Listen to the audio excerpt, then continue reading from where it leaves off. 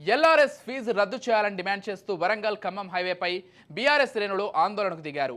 వరంగల్ జిల్లా అధ్యక్షుడు వర్ధన్నపేట మాజీ ఎమ్మెల్యే ఆరూరి రమేష్ ఆధ్వర్యంలో వర్ధన్నపేట నియోజకవర్గ కేంద్రంలో ధర్నా నిర్వహించారు. ఎన్నికలకు ముందు మాయమాటలు చెప్పి అధికారంలోకి వచ్చిన కాంగ్రెస్ నేడు ఎల్ఆర్ఎస్ పేరుతో ప్రజలపై భారం మోపాలని చూస్తోందని విమర్శించారు.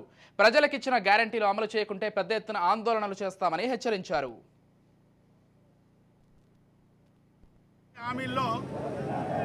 మాట్లాడిన ప్రవేశపెట్టిన సభల్లో చెప్పిన ఎల్ఆర్ఎస్ ఉచితంగా చేస్తామని 25 లక్షల అప్లికేషన్లు ఫ్రీగా ఇంప్లిమెంట్ చేస్తామని మరి ఈరోజు ఫీజులు దండుకోవడం పట్ల ప్రభుత్వం 420 హామీల్లో ఏ ఒక్కటి అమలు చేయకుండా 6 గ్యారంటీల పేరే చెప్పి మరి గ్యాస్ అని ఉచిత బస్ అని మాయ మాటలు చెప్పడమే కాకుండా మరి రైతు రుణమాఫీని దాటవేస్తూ మరి ఉచిత కరెంటులో అనేక లోపాలను చూపిస్తూ మరి తెల్ల రేషన్ కార్డులో అనేక కార్యక్రమాలు చేపడుతూ మరి ఆ రోజు ఇచ్చిన గ్యారంటీలను తుంగలో తొక్కి మరి ప్రజలను మోసం చేసే కార్యక్రమం ఈ ఎల్ఆర్ఎస్ కార్యక్రమాన్ని